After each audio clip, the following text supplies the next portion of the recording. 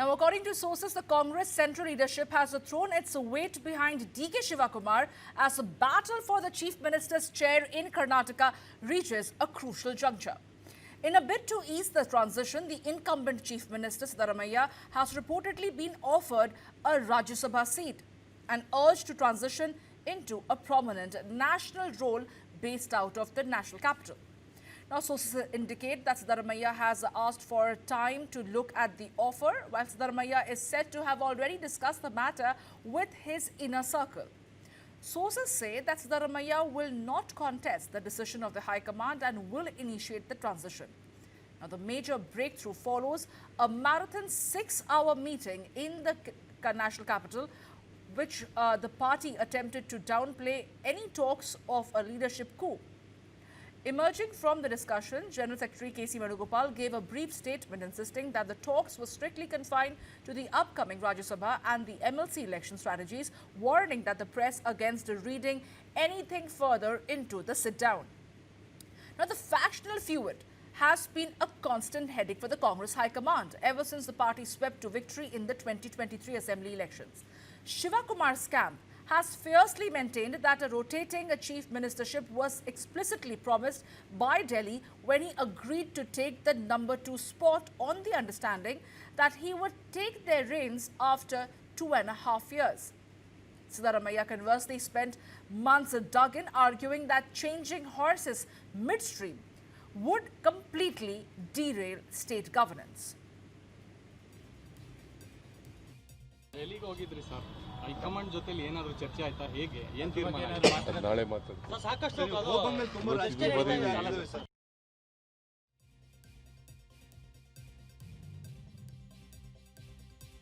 ಹೋಗಿದ್ರಿ sir high command ಜೊತೆಲಿ ಏನಾದರೂ ಚರ್ಚೆ ಆಯ್ತಾ ಹೇಗೆ ಏನು ತೀರ್ಮಾನ ನಾಳೆ ಮಾತಾಡ್ತೀವಿ ಸಾಕಷ್ಟು And to discuss this further, I'm joined by senior journalist Vijay Grover here with us on News 9. Mr. Grover, good afternoon. Thank you for taking our time and joining me over here. Do you feel they're going to finally bury the hatchet? Is there going to be clarity on that front? Because almost every 4 to 6 months, we would see certain MLAs or MPs who would be leaning towards DK Shivakumar's camp, would be housing here in Delhi, wanting to get an audience from the Congress's high command, trying to assert that it's time DK Shivakumar should take over the mantle. Do you feel that suspense will finally be over? And will this be in the best interest of the Congress party in Karnataka? Well, see, there is a very Japanese word called harakiri. And I feel personally that this is something which is nothing short of a harakiri, which is suicidal. And that is something where, you cannot move out or ease out an OBC chief minister, one of your best performing chief ministers, a man whose guarantees have been emulated not just by the Congress in other states where it came to power, be it Telangana or now Kerala we're talking of, but also by the opposition. These guarantees were taken as a concept even by the BJP, which promised similar things in Delhi and West Bengal and all that. So when you have a chief minister who's delivered so much for you, we are now looking at a scenario where he's being eased out because you need to placate another leader. Now, we assume at this moment that it will be DK Shivakumar who will become the chief minister, though Siddaramaiah is supposed to have proposed the name of Dr. G. Parmeshwar, that in case you want to replace an OBC chief minister, replace him with a Dalit CM. So while, there is still some confusion or, lack of confirmation, I would say, on this thing, but the move by itself is fatal, because we know one thing, that in case Siddaramaiah steps down, and knowing his temperament and attitude, I can say it is not for a Rajya Sabha seat, and he is not the man who could take on the ruling party in Rajya Sabha, given his language constraints, given that his English is not very fluent. So what are we talking of? You're giving a lollipop to a 20-year-old kid. Maybe a 5-year-old kid would feel happy. So Rajya Sabha is certainly not something that would be he'll accept, is what my observation is. And this is something where we do not see this being the best of the things, because one of the best performing governments in the country, the Congress has only a handful of governments in the country, and if it wants to, finish that, uh, I think so. The Congress has only itself to blame. Taken, Mr. Grover. I'm also joined by Dr. Basavraj Itnal, who's also a senior journalist. Good afternoon, Dr. Itnal. Very interesting points raised by Mr. Grover a short while ago, saying that it's going to be a harakiri if the Congress party does this change, this move of old order, change it, making way for the new in Karnataka. How do you look at it? Because he also says that giving a lollipop of Rajya Sabha is not going to cut it for I beg your pardon, for Siddaramaiah, and also it may not be conducive for the Congress party in the near future, given the fact that they are looking at elections next. And Mr. Grover mentions that there are certain names that Siddaramaiah has put forth before the High Command, that if you want me to make way for a new chief minister to take charge, make sure it is somebody who is a Dalit leader. Dr. Itnal, how do you look at this? See, by no stretch of imagination, a Rajya Sabha seat is a compensation after relinquishing the chief minister's post of any state. Being a given. But I do have certain different view on this than Mr. Grover, is that this, power change pact happened 2023. This has not emerged only overnight yesterday or last 6 months.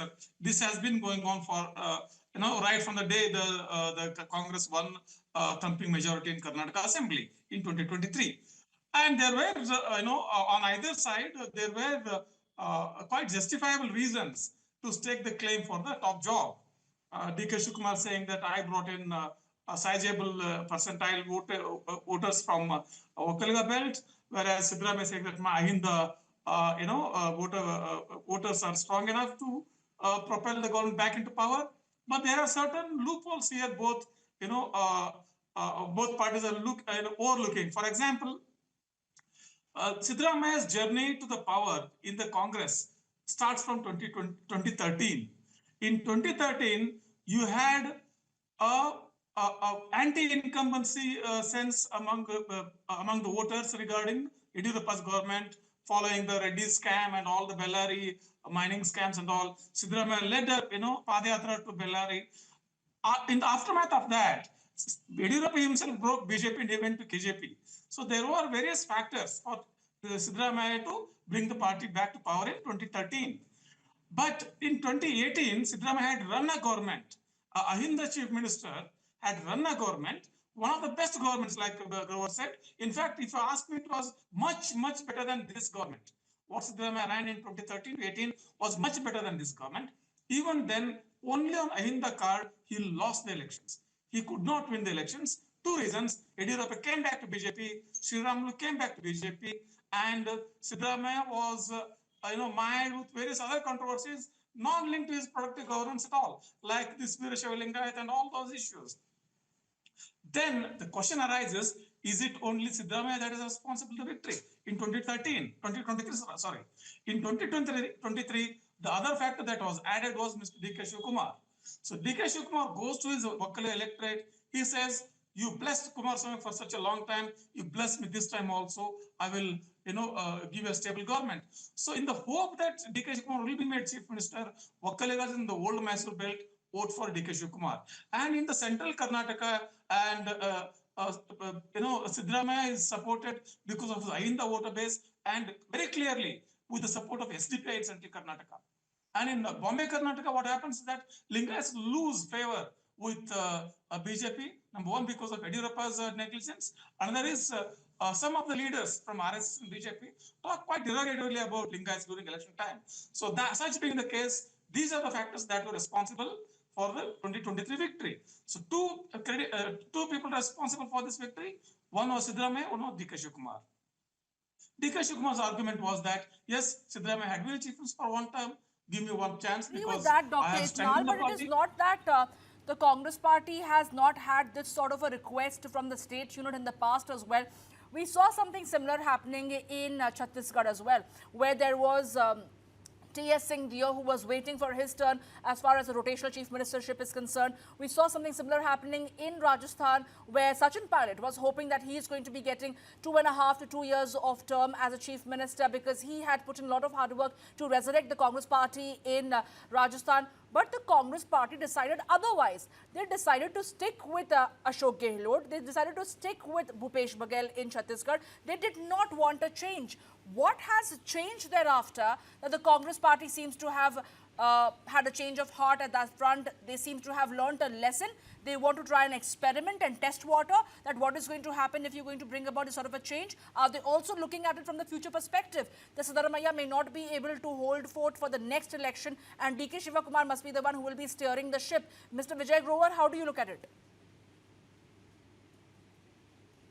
Well, see, as far as the next election is concerned, it's still far away. Now, why I called it harakiri is a big question by itself. We all know that there have been ED probes. We also seen income tax inquiring into D.K. Shivakumar. Maybe there are stays in some of the cases, and he's got some temporary relief, which is letting him continue in power. But how long does it take for the BJP or the central government to step up the accelerator on those cases and ensure that the Congress faces an embarrassment, how we saw in Jharkhand? So that could be something where you have to be mentally prepared for it by giving responsibility to D.K. Shivakumar. As Mr. Yadnal said, Mr. Basavaraj said very clearly that no doubt that the popularity of D.K. Shivakumar, he's been the man Friday of the party, not just in S.M. Krishna's days. Even now we see with Rahul Gandhi that he is the man Friday, and wherever there was crisis in the Congress party, he was the one who was deputed to manage things over there. So clearly this is something I do not question the credentials of D.K. Shivakumar, but is he the right choice is a question, and that is where I was pointing to political suicide. And maybe the government could have stabilized for some more time. You have the corporation elections coming in a month or so. Where was the hurry, or where is the hurry for the sudden escalation, until unless there is something or there is some threat from behind? And as you say, Rajya Sabha, I think so Mr. Mallikarjun Kharge has done a great job in the Rajya Sabha defending the Congress. But that is something where I do not see any role for Siddaramaiah, and knowing his temperament, he is a man who can step out or walk out anytime. And in case he feels uncomfortable and walks out of the Congress with a few of his supporters, you're collapsing your own government. So clearly, this is something where I'm sure a lot of discussion, a lot of thoughts have gone in behind, and everybody's waiting for what decision is taken, maybe at the end of the day today or tomorrow, as is being said by the media, and a lot of news which is being leaked from Delhi, I would say, because there is no official confirmation that yes, Siddaramaiah is going, and who's going to replace him. There's no clarity. It's all That is the other problem with the Congress party. Whenever there is any political decision that has to be taken in the BJP, if I can draw that analogy, that comparison, it happens in a top-down system. Of course, the Congress party prides itself in internal party democracy, and in the process, they want to have consultations. But the image that is being sent across, the message that is being sent across, is an undecided high command that is waiting to weigh and measure who ends up asserting their space, who is trying to arm twist them. Dr. Itnal, how do you look at this? If the Congress party had already made up their mind about leadership change, what is taking them so long? See, they have taken this much of time only because whatever happens, change of guard or no change of guard, must happen with concurrence of both leaders. That was the a big task before Congress High Command, because they wanted to bring both leaders on the same page. And as far as D.K. Shivakumar choice is concerned, it is not about why D.K. Shivakumar, it's about the timing. You were mentioning earlier about the future of Congress. Two things would happen. What the point is Congress and Mr. Grover saying that there is, elections far away. No, we are almost in the election phase now. The GB elections, subsequent to that, you have local board elections, and then the, at least 1.5 years are required for any assembly election preparations. And between the two, D.K. Shivakumar is a hands-on election engineer. And Siddaramaiah is a mass face, he's a mass leader about social engineering. Such being the case, and what has happened is that are you going to go to 2028 elections only based on guarantees and the caste equations, or are you going to go to 2028 elections on certain developmental agenda which was missing for last 3 years? So DK Shivakumar stands for that. Probably that's why he champions these big ticket projects like tunnel roads and various this Biddi township and all that. So that means other things because during the Siddaramaiah's tenure, Congress themselves had been expressing great deal of disappointment that there is no money available for development. Some MLAs even threatened to come to Bangalore and commit suicide, hang before Vidhan Sauda. Mr. Raju Kage from Kagwad. So these are happening. So somewhere down the line, Congress will have to mix and match both the narratives. And if Siddaramaiah, if he have to if he interject takes any over there. step, We are facing some audio technical issue with you. I'll ask our production team to fix that with you, and I will come back to you, Dr. Itnal, for you to complete that point that you were making. In the meanwhile, Mr. Vijay Grover continues to be with us. Mr. Vijay Grover, if not DK Shivakumar, then who? You are saying that certain names have already been put forth by Siddaramaiah, and it is natural that he would want to try and put out names of those leaders who he has seen throughout the political journey, who he has a faith in, who are going to be the best man suited for the job if he has to make way. Given the circumstances then, since we know well that the camps are very well divided, how is it going to be for the new chief minister, if that change really happens, to try and take the state unit forward in the election year? Well, see, one thing very clear, as we were saying, in case we presume that it was going to be DK Shivakumar, then obviously the 30-35 MLAs belonging to Siddaramaiah's camp are certainly not the ones who are going to be happy. And when you are leading a government with just 116 or 118 MLAs, 30-35 is a big number. Also the fact that DK Shivakumar is KPCC president as well. So what is going to be the formula, whether he's going to continue there or is there going to be a replacement of the KPCC president as well? So we assume that, in case it is DK Shivakumar, there will be a lot of tightrope walking which will have to be done because Siddaramaiah, known his temperament and his supporters, will not play second fiddle, and that is something which we have seen him walk out of the Janata Dal secular, because he felt that he was being sidelined and marginalized in the Janata Dal, that he walked out even though he was the finance minister for a long time over there. So this is something where a lot of wait and watch is going to happen. Absolutely. The reason why the MLAs are being summoned by Randeep Surjewala and KC Venugopal to understand what's running in their mind. We saw a similar activity happen when Siddaramaiah took charge. Maybe a similar activity will happen now. And in case there is no settlement that comes on that, there could be a compromise where a leader like Mallikarjun Kharge could be brought back, and because his acceptance will be there amongst everyone, given the fact that he's the senior most, and Dalit chief minister, as I said earlier, could be something which could be a trump card. And let's see if that is going to be something very interesting observation over there, Mr. Vijay Grover, that if it is Mallikarjun Kharge who is brought back to the state fold, as he is a senior most leader of the Congress party hailing from Karnataka, then can there be an absolute rejig in the Congress's central leadership also, because that would leave the position of the Congress president vacant then? Interesting times ahead. Thank you so much, Mr. Vijay Grover. It was interesting talking to you.